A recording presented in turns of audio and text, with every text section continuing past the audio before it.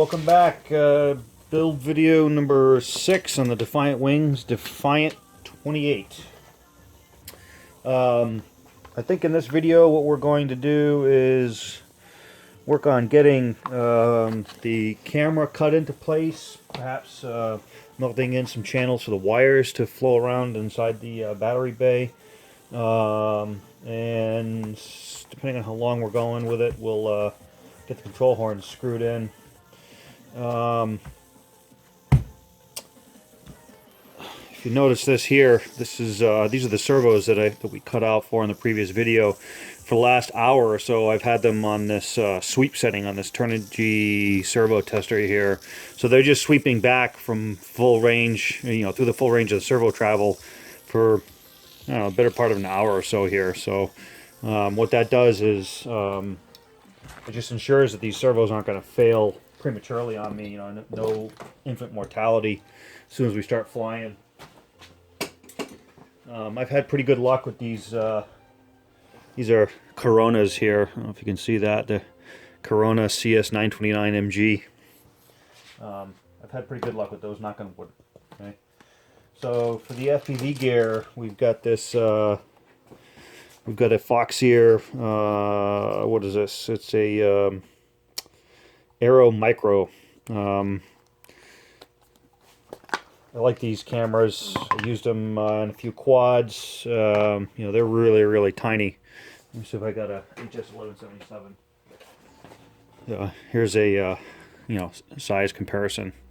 For a small wing like this camera is going to be great. You know, I believe this one. Well, it's on the package. Let's see. I think it's a 2.1 millimeter lens. Yeah, 2.1. 2.1 lenses are really good for wings because if you're flying with somebody else, it allows you. You don't have to be right behind them. You know, as you're flying along with a narrower lens like a 2.8.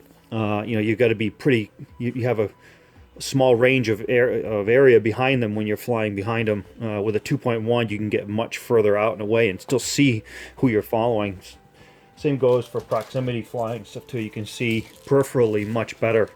I tend to stop at 2.8, going down to like a 1.8 millimeter lens. You can see a lot more, but I think the distortion is even on 2.1. The distortion for me is quite noticeable to the point where I don't like to go any wider than that. So, anyways, let's get started. So.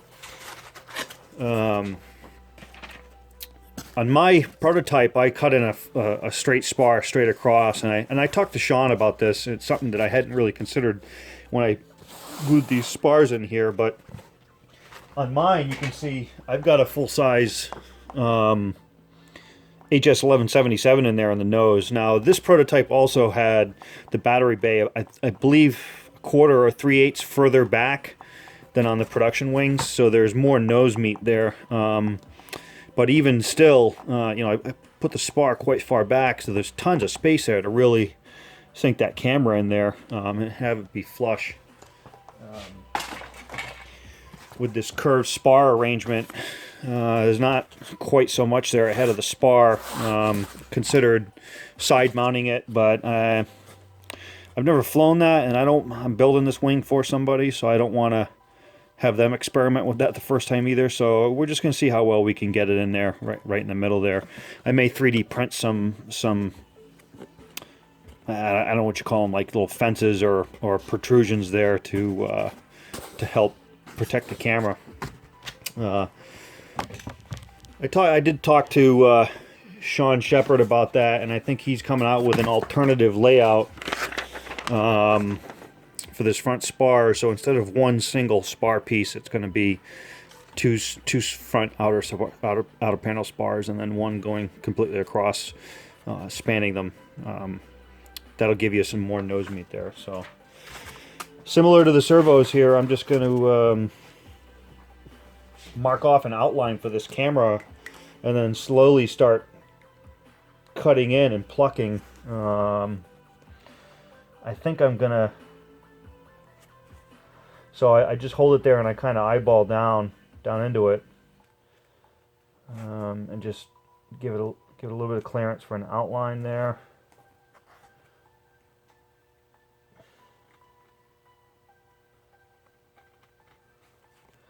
Now, I usually use a Dremel multi-tool or rotary tool for this stuff. But I guess for the purposes of this video, we'll just do similar how we did the servos, and we'll pluck this stuff out. I realize not everybody's going to have a Dremel, so we'll just use this method. You want to have a nice sharp knife for this, and I don't have a nice sharp blade right now, so I'll get a new one.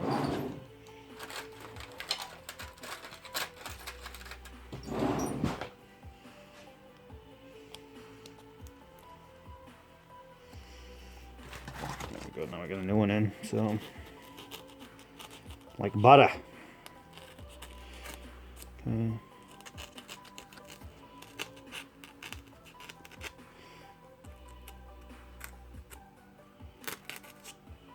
So now I'm going to go straight in here like this and see if I can't just get a big chunk out of there like that. See? Now for this part, it's going to be just kind of working the knife and curving it. And the back side.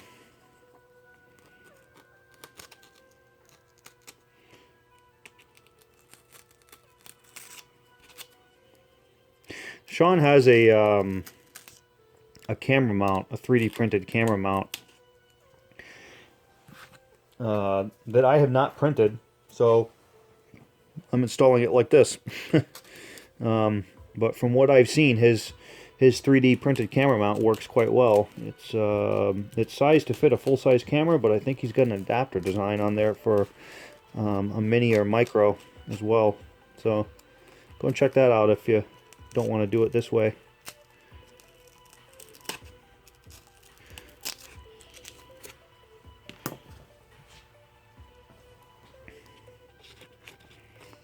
There, so that's going to be pretty damn good right there. I think I'll leave it just proud of the front there. See that? So that I can get that connector on and off really easily. These cameras are good because they have, well, I guess a lot of them are starting to come out with it now, but it's got the battery voltage on there, so you can get it right on the camera. You don't need any extra telemetry or anything like that. Very convenient. So I'm not quite sure how I want to run that wire yet. I may leave that for now and just cut this camera in. One thing I may do prior to painting and laminating is, and actually maybe I'll do it at the end of this video here, is I'm going to give a skim coat of E6000 right here. When you do that, it makes this foam just bulletproof. It won't tear out or anything like that because this floor is quite thin. Alright, what else do we say we're going to do here? So I think what I'll do here is kind of try to do as much as I can with the VTX installation.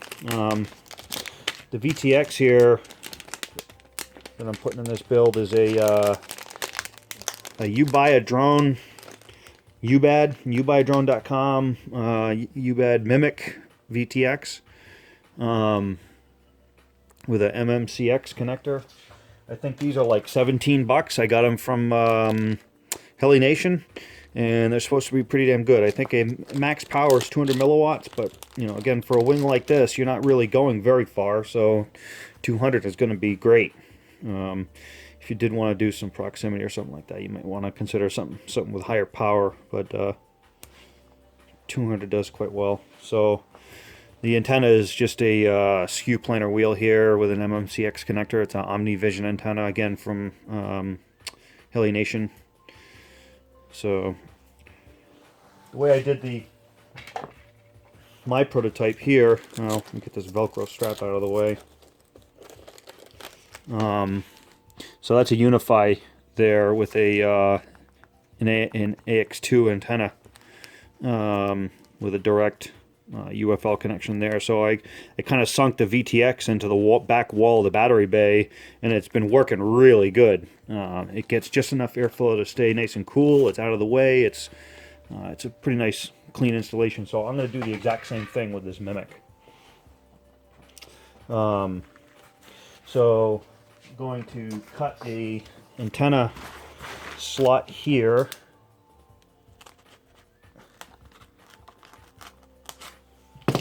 All right, and I think let me see, so the button is right there. I don't know if that's right side up or if that's right side up. That might be upside down, which might not be a big deal, but well, let's do some markups here. See what we're working with. So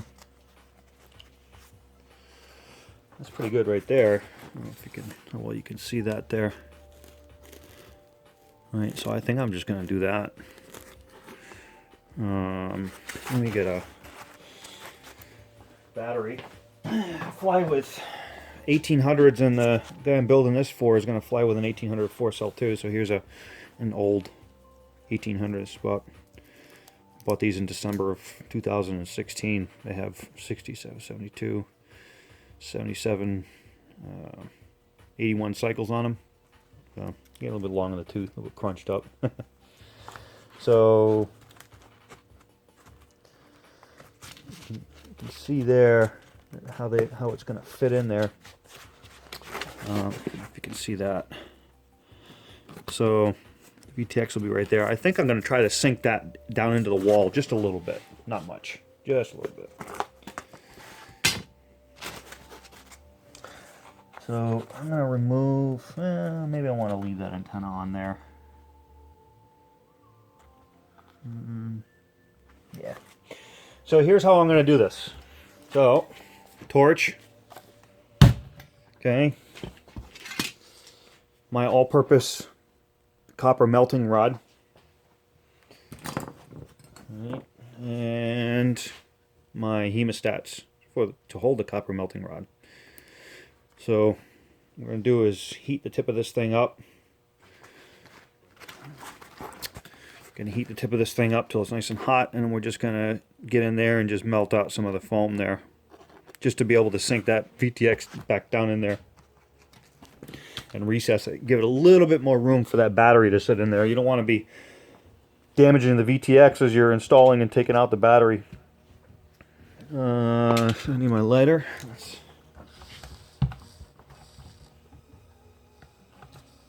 Actually, before we start this up, let's just jot an outline down here for the VTX to sit in there where we want to melt out, so we're not just haphazardly melting all kinds of foam away here.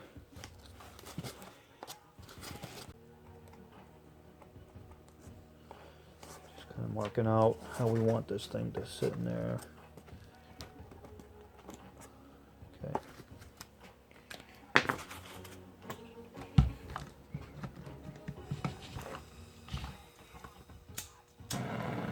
My automatic starter here broke, so I started up the old-fashioned way. You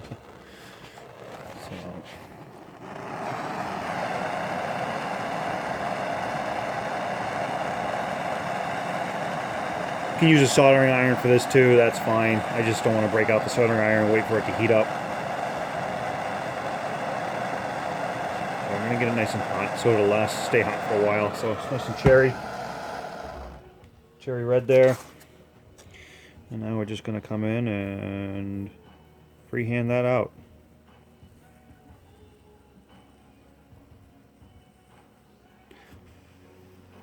So these fumes from EPP are, they can be toxic if there's a lot of them. I just don't breathe it, and you don't want to do a lot of this. Let it go away from you. I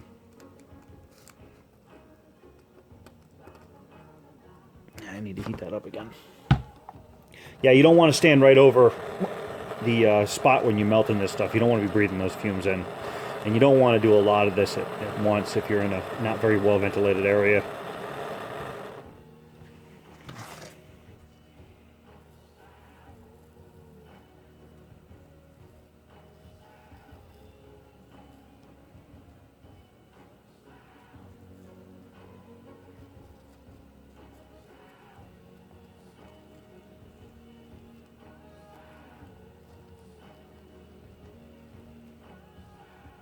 Alright, let's see how that fits.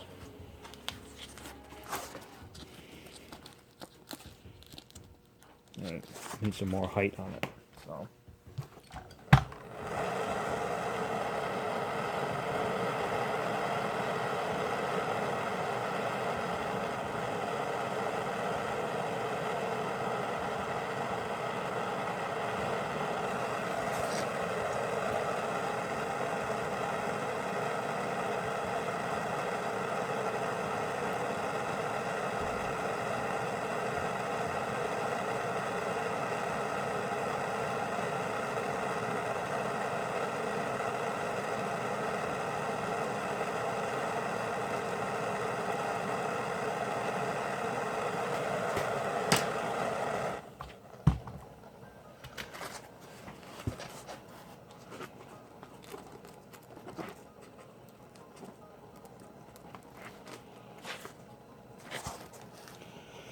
And just a little channel for the antenna wire, and it'll be good.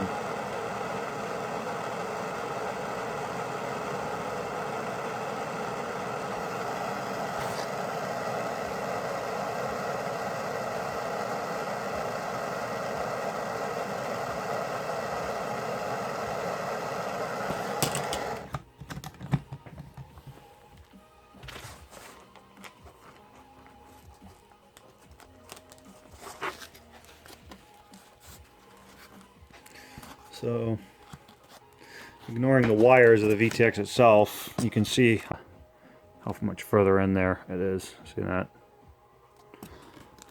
So that's going to be good for that. So the wires here are, let me see. So this is going to go back to, you know, it's going to get power from somewhere. The white one's smart audio. We're not going to be using. No, it's not smart audio. I think it's just audio.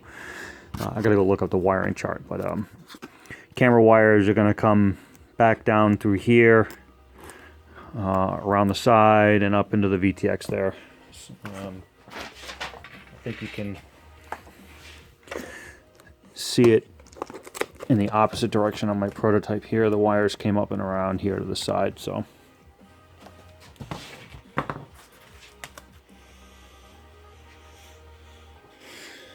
Okay, thanks for watching.